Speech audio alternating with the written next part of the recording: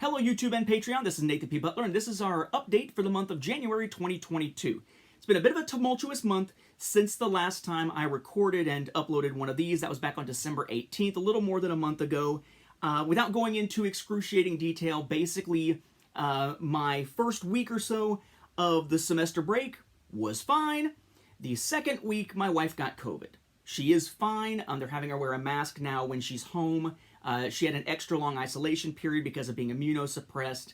And thankfully, even though they were concerned that she could die if she got it because of her different health conditions, the fact that the vaccine that almost killed her at the beginning of last year when she wound up in the hospital for several days after the second dose apparently left enough of the positive reaction of having the vaccine in her system that when coupled with Omicron as opposed to something like Delta, she made it through okay. So she is home, she is fine. Recovering, of course, but, fine, relatively speaking. It's going to be a longer road to get rid of, like, a little persistent cough and stuff like that. But in general, is home after about a 2.5-week stretch where she was not able to see our son or barely me at all, with isolation either at home or isolation at a hotel that thankfully her work will pay for. And then right now, my father-in-law has it. He's the one who usually is our babysitter for Cade whenever I need to be in a meeting or something, and my wife is at work. So it's hitting him. He is recovering from it right now. He is still in the midst of the isolation part, though, so it is still kind of an ongoing thing. As for me and as for our son, so far we've sort of dodged the bullet, but we're very careful when we go anywhere. We barely go anywhere at this point. So far so good, I guess, on that. He may have had it at one point. I don't think he did, because if he did not pass it to me, which would have been likely. But he did have a viral thing. He had a double ear infection, and a few weeks later had a viral thing going on that was separate, that they confirmed wasn't flu, but they thought might be something else. They didn't test for anything else specifically, so he might have, but I doubt it. And he's too young for the vaccine, so trying to keep him safe, me safe because I'm the one who's always with him, and so on. It's been a bit of a tumultuous thing. Lots of good things going on too, but it was kind of a tumultuous thing there with, a stretch where it was basically just me and him hunkered down here constantly because mommy couldn't be around any of us. That said, we're going to take a look here at the stuff that's come out. We got some unusual sections to add here. Typically, you've got sort of here's the Patreon, here's the YouTube, here's the book stuff, and then if I remember, here's the what are you reading or what are you whatevering thing at the end.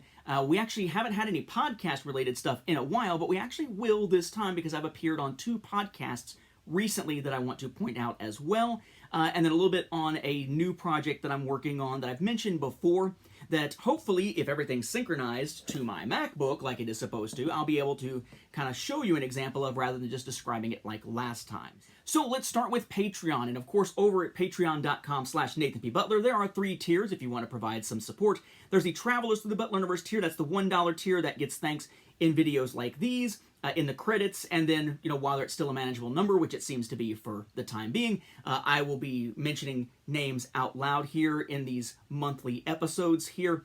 Also, those folks, at least those who were backers up to a certain point, got themselves a thanks on the Patreon support or Patreon credits page, actually in a Saga on Home Video 2nd edition, though that isn't a thing anymore unless there happens to be a supplemental edition or a 3rd edition or something someday. Supplemental maybe in a few years, just for any brand new stuff or whatever. I don't see a revision of an actual 3rd edition or anything like that that would require people purchasing 3 books over again. I don't think I want to do that to people.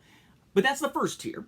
Second tier is the $5 tier. That is the denizens of the Butler Universe. They are the folks who get not only what the Travelers got, but they also get access to those audio commentaries that I put together that you can listen to synchronized while watching episodes of the Clone Wars and Forces of Destiny, eventually Visions, eventually once Clone Wars is done, Rebels, and so on and so on and so on.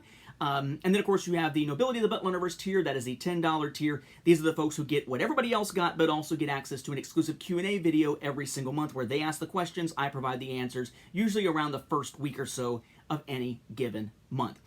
So, that being said, let me thank those who are travelers to the Butler Universe. These include Levi Bond, David Bittner, John Sullivan, Casey Uri, Kai Jacoby, Story Mode, Travis Cook, Justin Richard, Jeremy Goss, Ben Abrams, Michael Torson, Jacob Kapoor, Tony Jenkins, Kevin Kreener, and Austin Pierce. Then my thanks also to the denizens of the Butlerverse. These are the folks who get those commentaries, so hopefully you're enjoying those. We're almost at the end of the Clone Wars, finally. These include Pavel Gerasimov, Craig Clayton, Jeff Rabjohns, Matt DeRochers, Travis Taylor, Walker Langstrat, Kyle Pellegrini, Joey Zitzman, Stephen Malicia, Robert Medina, Bobby Craig, Jeremiah Mustard, Jaina Hunt, and Aaron Melzak. Then finally, the nobility of the Butlerverse, the ones who also get the Q&A. That includes Sky Tri Pallasmere, still don't know how to say that, I'm still going to keep saying it like that until I'm told otherwise. Joe Belite, Connor Steyerman, Matthew Hardesty, Ennis, Jonathan Comfer, Sam Howard, Andrew Bettis, and Benjamin Handelman. Now, since the last project update, as usual, we had 3 new releases through the Patreon, 2 commentaries, and the Q&A. The Q&A video for the Nobility of the Butlerverse came out on January 9th, and it was Q&A number 49. So yes, if you are part of that tier over there, there are almost 50 different Q&A videos you could watch if you're just looking for other content that's kind of different than the rest. Things like me talking in depth about my thoughts on Star Wars Visions or various series like Loki and so on. Those tend to be the stuff that gets asked, so they wind up in the Q&A rather than in a vlog or something else. Then we had 2 audio commentaries released. Back on January 1st, we had the commentary for Shades of Reason, and then we had the episode The Lawless on January 15th. Those, of course, are Clone Wars commentaries. They are Clone Wars commentaries numbers, if you include the fact that the movie was considered part of the numbers here, 104 and 105. So yes, there are over 100 Clone Wars commentaries on the Patreon at this point. You have 4 for Forces of Destiny, 105 for Clone Wars at this point, and we are almost at the end of Season 5 within the Clone Wars run, going through them all chronologically. That, by the way, finishes out one of my absolute favorite arcs of the Clone Wars, the Shadow Collective arc with Maul coming back and forming the Shadow Collective and all that kind of stuff. So, fun stuff there. Looking ahead to February and into March, obviously there'll be the Q&A episodes, but as far as commentaries go, February and March will finish out Season 5 of the Clone Wars. All these episodes are already recorded and ready to roll. We have the episodes for Sabotage, The Jedi Who Knew Too Much, To Catch a Jedi, and The Wrong Jedi. That'll be on February 1st and 15th, then March 1st and 15th, carrying us through those 2 months and through the end of Season 5.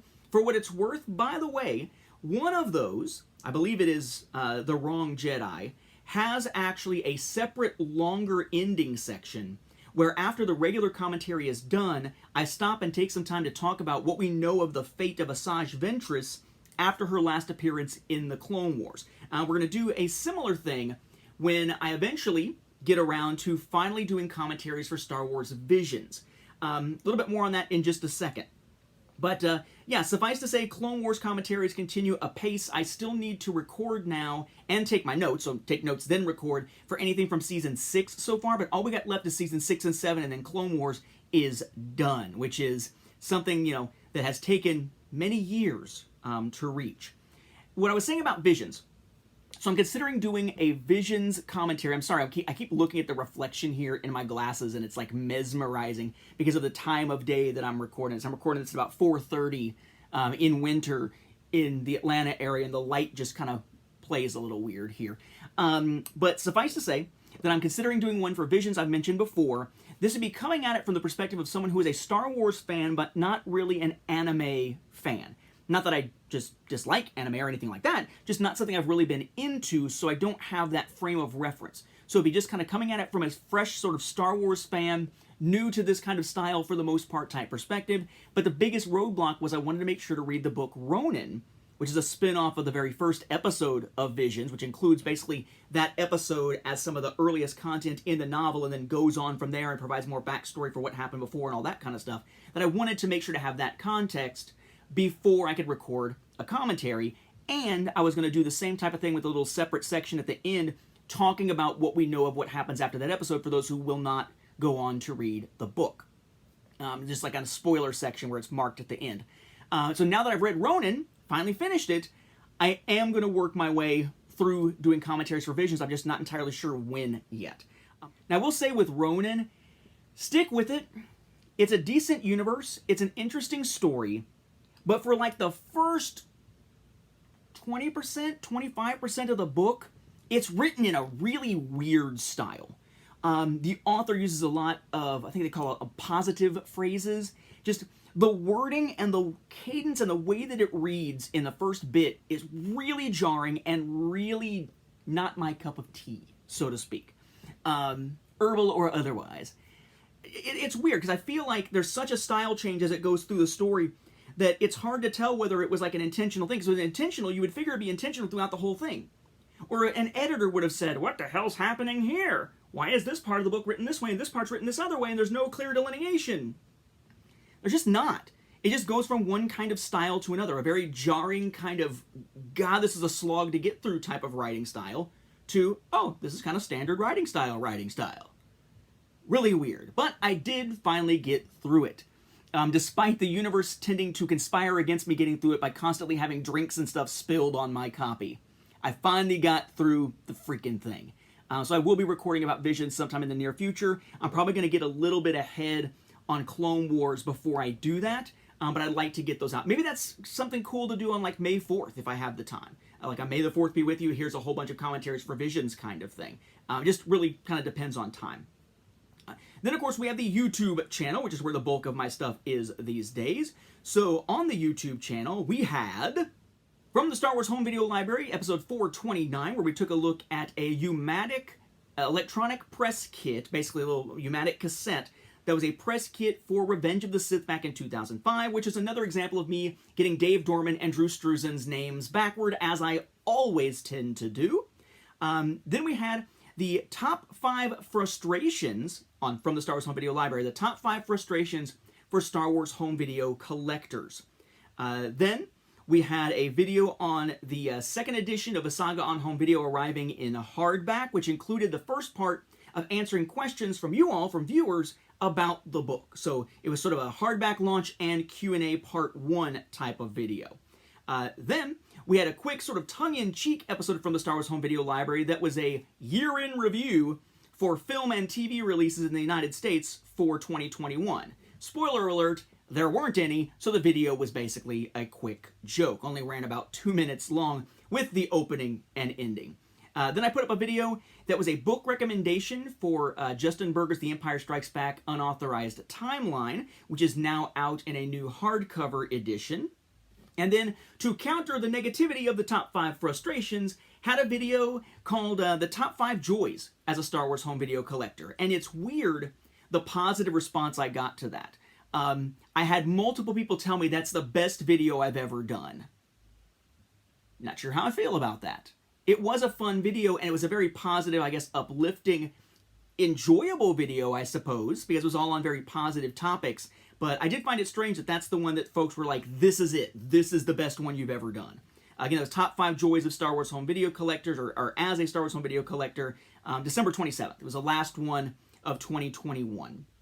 Then on January 2nd, 2022, I posted one of my content overview videos for a board game, which is a breakdown of every single component throughout Final Girl Season 1, or Series 1 as they're calling it now, from Van Ryder Games. The reason for the timing of that is that the Series 2 Final Girl Kickstarter is actually going on right now as I am recording this and as you see this video, if you watch it within the first few days of it being uploaded. So I figured that was appropriate, and I love Final Girl. Really great game, and just wanted to show off the various components and provide a guide because it is kind of a complex system with a lot of bits and pieces to make sure that everybody kind of understands what they're getting.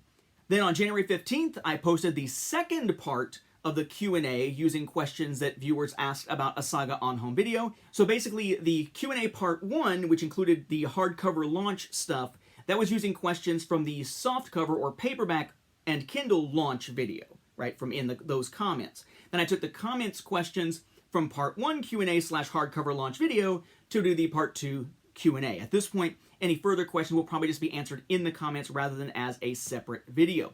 Then we had episodes 430 and 431 from the Star Wars Home Video Library. 430 was looking at a Japanese release of Rogue One from 2020. It is basically Rogue One on Blu-ray and Blu-ray 3D and 4K Ultra HD Blu-ray all in the same package with the Blu-ray bonus disc and a digital code only usable in Japan through MovieNext, but kind of an interesting example and gave me a chance to address the fact that in the UK, it looks like Disney is done with 3D, so the primary place for people in America to get 3D releases now for Disney is probably going to wind up being Japan. 431 then took a look at a weird item that Justin Richard found and sent me one of, which is basically a set of socks in a box, which wasn't meant to rhyme, designed around the look of the 1990 A New Hope VHS release. Kind of like we saw with notebooks and stuff in the past that were designed to look like home video releases. Now, I did also mention being part of some podcasts recently. I have not done much podcasting of late. I want to say that since I retired from podcasting, I think I did one episode where I showed up to kick off the New Jedi Order discussion for Star Wars Beyond the Films. I think that was the only episode that I've done since then, or only appearance I've done since then. But just recently, Star Wars Beyond the Films, which I started with Mark Herleman basically 10 years ago, back in 2012, that I then retired from as I retired from podcasting and Jim Lahane stepped in to take my place. That show that he and I started finally celebrated its 10th anniversary at the beginning of this year. And they had a 10th anniversary episode, which is episode number 262 of Star Wars Beyond the Films, which you can find at StarWarsReport.com. Again, episode 262.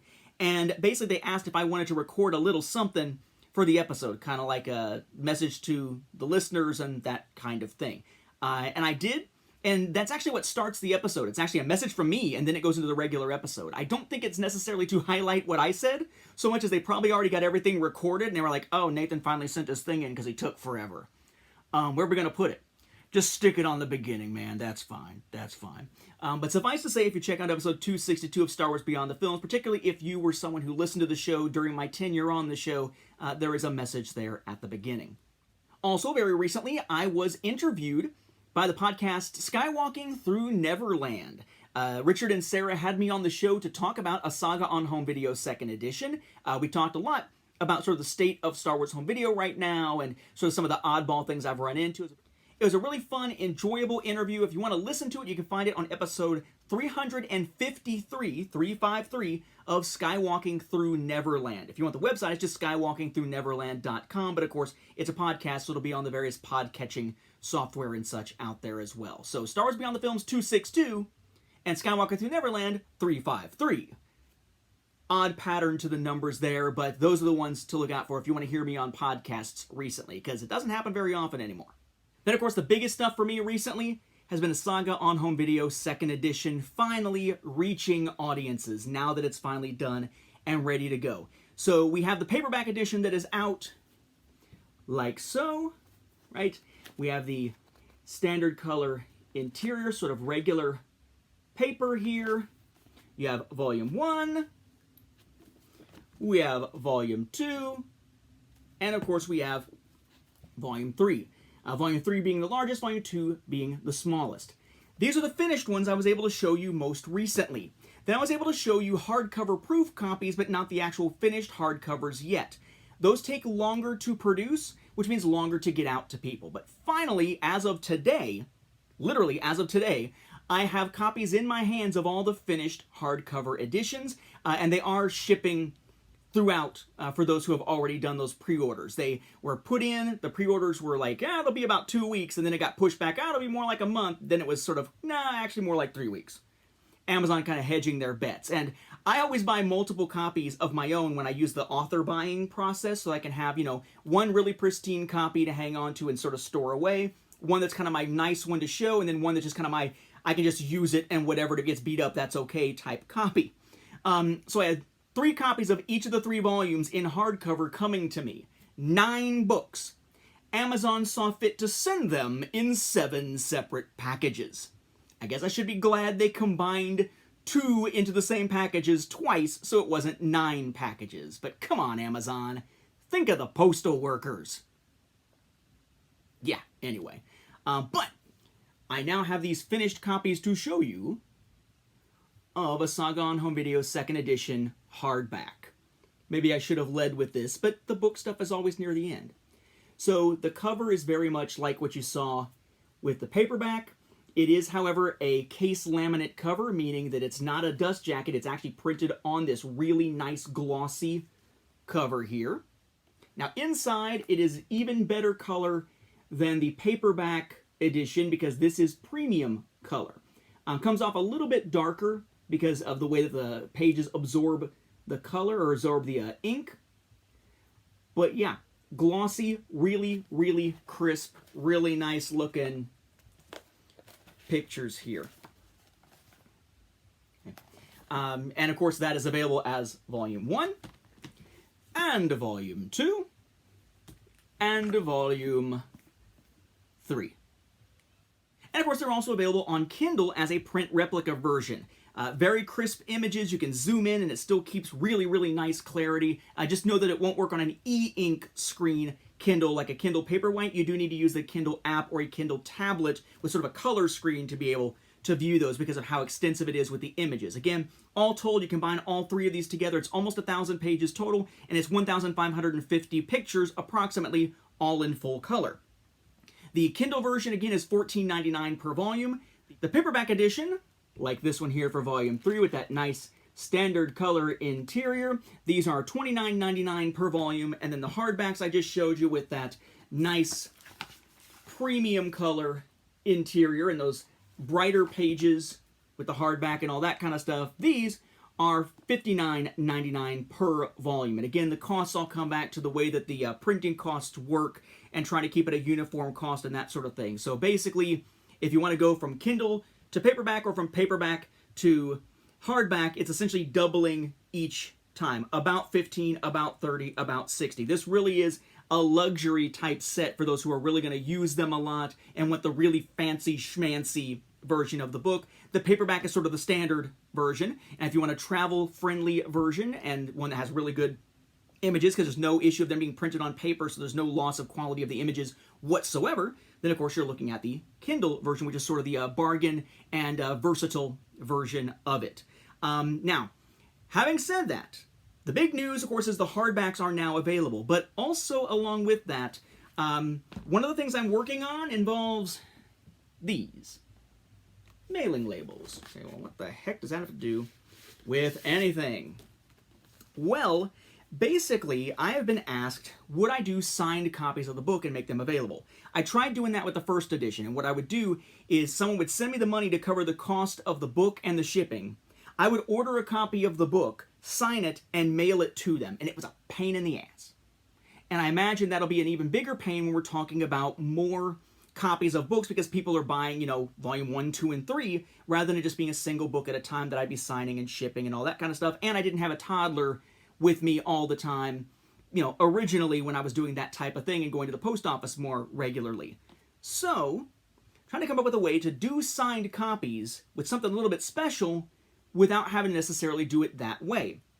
What I'm doing is what many authors do, which is signed book plates, which are basically just stickers, labels designed specifically for that particular book. They aren't always, but they are in this case, that are then signed, and in this case they will be individually numbered so that someone who gets these will have a matching set where all three of their volumes will have the same matching number to go with the book plate. I'm about to run a test run with this with Matthew Hardesty just to make sure that it goes through well as far as like how I package them and send them through the mail, and you know, can I just put a stamp on it, stick it in my mailbox, flip up the flag, and have them take it and everything be okay? We're trying to do a test run on this, so I won't have any details on specifically how we're going to pull this off until next month's update. But here's basically what they're looking like right now. So these are going to be the labels. They will go regardless of which edition you have because they're all 6 inches by 9 inches. They're designed to fit in this space down here. Right, so directly underneath my name on the interior cover page of any given volume. You can do the same thing for first edition. So for someone who has the first edition, this is what they will look like.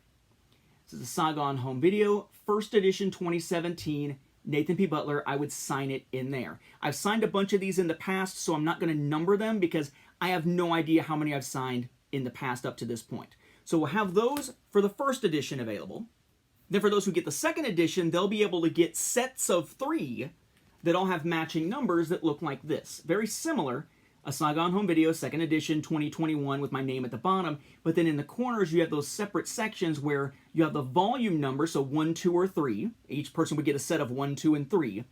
And then an individual number here. So like if yours is the 5th one I sign, and it's all 3 of them, you'd have a volume 1, volume 2, and volume 3, each of which is numbered 5. Along with the signature to go with it. Still working out the details of how exactly this is going to work. My guess, because I need to be able to cover, for instance, the cost of the, the labels and everything like that, is it probably, and give me feedback in the comments on what you think of this, but at least in terms of in the US, my thought is something like $5, right? Having people PayPal me like $5, sign them, send them through the mail, first class, send it just by, again, putting it in an envelope after signing, send them out. And then what I would do is I would keep an Excel file of the numbers that everybody got, so if something happened to some of them in transit, I could always just send out a new set signed with that same number to make sure no numbers repeat or anything like that across people who get them. I don't know about international yet, because I'm not entirely sure how this would work sending internationally, and what kind of paperwork I would need, if any, if I sent it as a letter, or does this have to count as merchandise, and what's the value on something like this?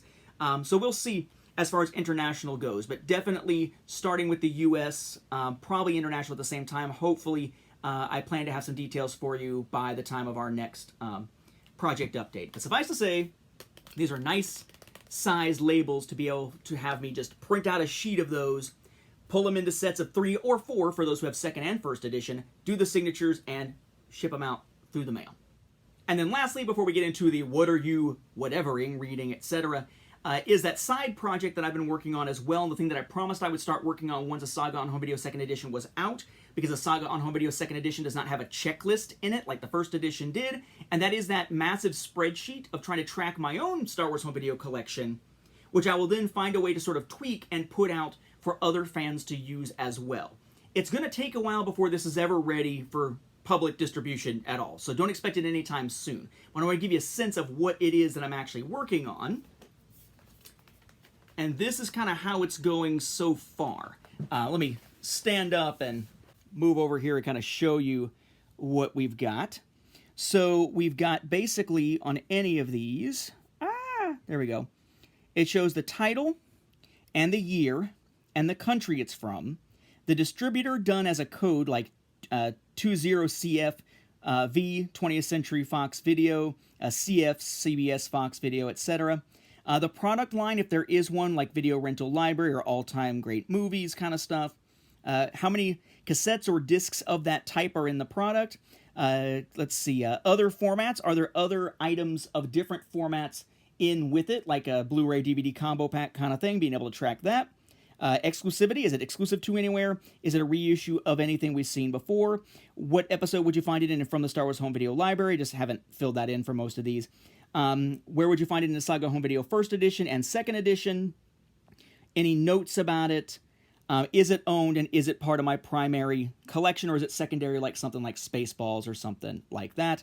And then you notice down at the bottom, it is divided up by format.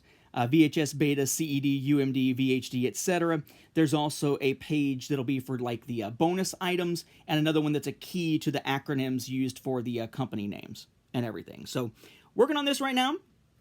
Only got a little bit done. But yeah, so just as I get time, I'm trying to knock out this bit by bit. But it's going to be a while. Right now, I'm done pretty much with like CED, UMD, etc. because there just aren't a lot of those. But something like VHS, DVD, Blu-ray is going to take a very long time to compile. And I'm really just going to have to go through eventually the entire collection. So it's going to be a while, but I want to show you what that looks like as a work in progress. Eventually, that'll be available on my website, which is StarWarsFanWorks.com. or NathanPButler.com, or ASagaOnHomeVideo.com. They all go to the same place. There's not a whole lot over there unless you want to see some old posts about the picture-taking process of the book and stuff like that. Yeah, so A Saga on Home Video, you can find the 2nd edition over on Amazon.com as we speak, and you will eventually see that resource Excel file once I feel like it is in a place for it to be useful across the board. That'll probably be a matter of, I don't even know if it'll be this year, right? And it's only January. It might be. We'll see. It just kind of depends on how much time I get to actually work on it as we go along here. So lots and lots of stuff going on the home front with the illnesses and all. But then Patreon stuff, YouTube stuff, book plates. The Excel file started, me being on a couple podcasts. Pretty productive month for having a break, which we'd expect to mean it was productive, and for having all the stuff going on behind the scenes here, which you would think would have slowed things down. So I think it's a decent month, give or take, for all intents and purposes here. and that is for all intents and purposes, not for all intensive purposes, which is not what the phrase is. Drives me nuts. Which brings us to the last piece here. For those who don't care, they can bail if you only care about the stuff that I'm, producing, and you don't care about the, what are you watching, what are you reading kind of stuff. I skipped the what are you segment one of these recent months, and I apologize for that. So this may be a little bit more in-depth than it usually is. But for the what are you buying, or whatever you want to call it, type of thing, that actually is apropos for this, the Resident Evil merchant. Resident Evil 4 merchant specifically. So let's see. So, what are you playing? So at this point on PlayStation 5, I have finished Returnal. I finally did the run again and got all the sun face fragments so that I could get the true ending of Returnal. So like, there's other stuff I can unlock, but from the standpoint of actually finishing the story, I'm done with Returnal. Thank goodness for being able to game the system on that. If you are not familiar with it, it's a game that doesn't have a save feature, or didn't have a save feature at all. So a run could last you hours and hours. Like, you try to do a run, it's going to take you hours if you have a really good run. But what they do is they added a suspend mode. In other words, when you hit suspend mode, it then says, now it's safe to turn off the game. And it has saved your progress. So next time you load it, it jumps right into where you were. But then that save file is gone, right? Because then it's going to resave over top of that save file. So go into the system, turn off the automatic save uploads and downloads, and use those as manual save checkpoints. Every time you get to a place that you feel like you're good, this is a good place to start over. If I die, save it. Manually upload the save. If you die, manually download the save and pick up again. Yes, it's gaming the system. I have a toddler. I can't game forever to be able to beat a freaking game. So was able to get through it that way. And my last run was actually really, really good. I didn't have to do that much at all, but that is a way to game the system. The game just needs freaking saves. I know it's a conversation that's been had for months in the gaming community. Should it have saves? Should it not? What it's got now is like a controversial quasi-save system that can be gamed. So I guess it's sort of the best of both worlds. They can claim they don't have a real save system. They can claim that they have helped those who are worried about how long runs would last and having to step away, but which also allows the gaming of it, so to speak, to let people like me actually finish the game when they're not going to have a lot of time to play. So yeah, I also managed to finish that primarily because instead of sitting at the TV and actually playing it on the TV, which is awesome, a lot of times my son is so wrapped up in kids stuff on the TV that if I try to change it to a game, he will freak out even if it's a kid-friendly game. So I've actually finally tried out the remote play feature. If you have a PS5, and I believe PS4 can do this too, you can do remote play to a PC. You've got a strong enough connection. So we got a spare DualSense controller, spare PS5 controller, and hooked it up to our PC so that we can then do remote play from the PS5 to the PC to be able to play with a regular PS5 controller, and that worked fantastic. Only a few stutters every now and then, so that was good. Also finished up Alan Wake Remastered's main story. I need to go back and play the DLCs. I did them years ago on Xbox 360, I guess it was, but I haven't done them yet.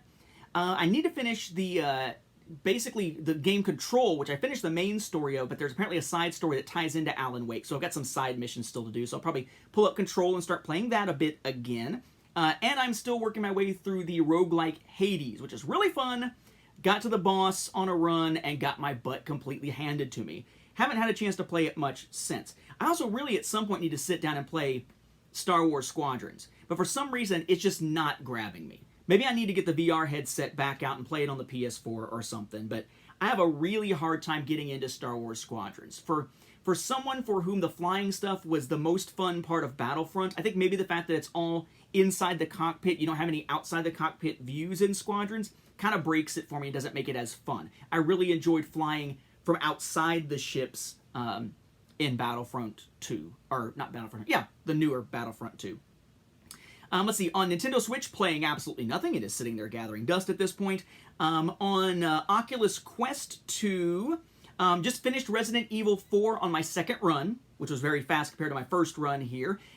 So first run, you unlock the ability to buy Matilda, the little burst pistol, and the infinite launcher, but they cost a ton, so play through a second time, gather up the gold, sell everything off, then get those for your subsequent playthrough, so got that. I'm really glad they actually included the unlockables for finishing the game in Resident Evil 4 for Quest, because I wasn't sure if they were going to. Right now I'm waiting for them to add Mercenaries mode so I can play that, because that can unlock the hand cannon for subsequent playthroughs of the campaign, and they just haven't added that yet, but it is coming. No word on whether Assignment Ada is coming that can give you the Chicago typewriter minigun kind of thing. I know, nerd. You've been watching this whole time, of course. Let's see. Then probably my next thing on Quest is probably just go back to playing some Demeo. Demeo is a tabletop sort of dungeon crawler type game in VR with a lot of animations, and it's just really fun if you're into that sort of like turn-based kind of thing. Speaking of which, on PC, I've actually started playing a little bit on Steam, which I had never done before now that I've got a controller, although I'm not really using the controller much. So I played through all of Hand of Fate 1. Tried getting into Hand of Fate 2, but it doesn't work with the controller, so screw that. I already have that on Switch. I can play that. I just got it on a sale. Or with a little gift thing. And then I am actually starting to play Gloomhaven, the board game version, the board game adaptation on PC that basically includes the full original Grandpappy Gloomhaven game. So playing a little bit of that, haven't had a chance to get into it too much, but playing that through the PC on Steam, which is one of the first, between that and Hand of Fate, like the only PC gaming I've done in ages now, it seems like. Probably many years. In terms of board games, still playing Final Girl Series 1, still getting my ass kicked pretty much every time. And playing Tin Helm, which is kind of a quick game, sort of the small mint tin version of Iron Helm, but much more luck related, I guess you could say, or luck driven. And then I am finally playing through Gloomhaven Jaws of the Lion. I bought it, got a cool organizer for it, and then just didn't get a chance. I'm looking at it because it's over here. Didn't get a chance to play it very much. I love the way it builds the mechanics and shows you how to play over the first 5 scenarios, building as it goes, even with special components to build as it goes. So having fun with that. I'm not sure that I would ever play Frosthaven or Big Grandpappy Gloomhaven if it wasn't a PC version of it, but Jaws of the Lion is nice and compact. And I feel like once I play through the scenarios of it and play some PC Gloomhaven, I'll probably have had my fill of that type of play. It's the only time ever, I think, that I've run into analysis paralysis big time. In fact, when I was supporting the efforts to cover some of the shipping costs of the board game Ignite, I picked up some of these pillows. They sent me several of them because they kept having this issue of a line going through them. But this really kind of felt like me, right? He's not playing dead. He just suffers from analysis paralysis. I'm sitting there with all these freaking Gloomhaven cards, trying to figure out what each character should do and the different combinations. It's the only time I feel like I've ever frozen for minutes at a time while playing a board game. I'm sure I'll get used to it as we go, but I feel like that is one of the things that reminds me, you know what, this will be fun to play through. I've got the Foreteller app to play the audio, fun stuff.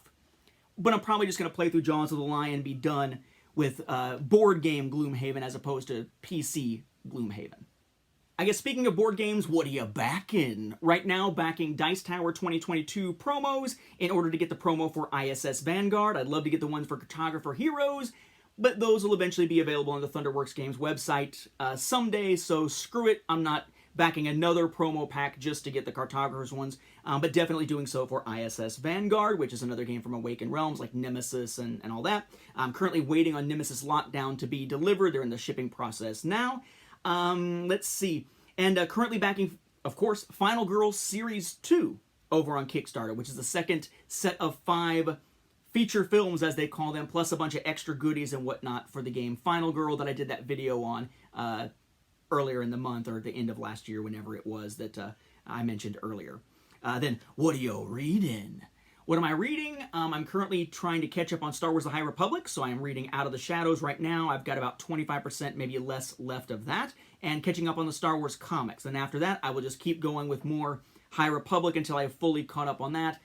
Pick up the Thrawn novel, the newest one, and keep on going with that. I'm just trying to spend the time right now catching up on Star Wars stuff rather than jumping into any non-Star Wars stuff, like I had for months reading Wheel of Time. And then, what are you watching? Right now, I am catching up on Lower Decks and Discovery, the 2 Star Trek series. Have not started Prodigy yet, but plan to start that sometime soon. I just recently finally saw Eternals. Didn't see that in the theater, just waited until that was on Disney+. I do have a 3D copy pre-ordered from Japan. for whenever that finally comes out. I did go see No Way Home, Spider-Man No Way Home, in the theaters. The one time I've risked going to a theater to see a movie, I think since Rise of Skywalker, or maybe right around in the time of Rise of Skywalker, maybe shortly thereafter. And then the other thing I just recently watched was actually last night, was Matrix Resurrections, which I thought was pretty good, probably better than the second and third films, but not as mind-blowing as the first. But interesting to see their way of sort of addressing this long after the fact. If you thought that it was just weird that they were rebooting it, it seems like, or not rebooting it, but bringing the franchise back for a fourth installment, it sort of feels like they did too, and there's a lot of internal references to that stuff, which actually plays a role in the story, which is kind of cool. And yes, there are reasons why, for instance, Morpheus does not look like Morpheus anymore. Don't worry, there are reasons. Check it out if you haven't checked it out. I have enjoyed it. I guess next thing I will be watching, once my son goes to sleep some nights, we'll be watching Peacemaker, probably to get caught up on that, or maybe Witcher Season 2. And of course, as one would expect, we are watching The Book of Boba Fett. Though usually my wife and I try to watch together, and we haven't had the opportunity to do that very much very recently, so we're tending to watch them either separate or together, just depending on what's more convenient. Enjoying it so far, definitely slow burn in the flashbacks to a degree. I want to know how in the hell 5 years just passed in the flashbacks, but it's a whole other thing. I'm not doing the timeline anymore. Woosah, it's okay. But definitely enjoying it for what it is, though it is different than I think what I expected of Book of Boba Fett, which I think a lot of people are saying as well, but still solid. So yeah, very much into the media consumption thing here when I get time, but usually what that means is once my son is asleep and my wife is asleep, so it's like between 11 and 2 a.m., 11 p.m. and 2 a.m. to actually get a chance to watch or play anything, like when I was playing Jaws of the Lion in here last night at like midnight on a little card table over here. So yeah, hopefully you share some of those interests. I think that's why people thought that this would be interesting for me to talk about each episode, so that we can kind of see where those common interests lie. And yeah, it'd be interesting to hear what your experiences were with any of those in the comments as well, because that might lead us to discussions that we usually don't have when most of the time it's about Star Wars or Star Wars home video. Maybe now kind of opens up some of the board game discussion and, movie discussion and stuff like that. So with that, we'll wrap up this rather long project update. Thank you for your interest. Thank you for your support over there on Patreon if you're stopping by there. And thank you, of course, for your support of a Saga on Home Video 2nd Edition, again, which is available on Amazon in Kindle, paperback, and hardback, as I've said many times before. Thank you again, and I'll catch you in a month.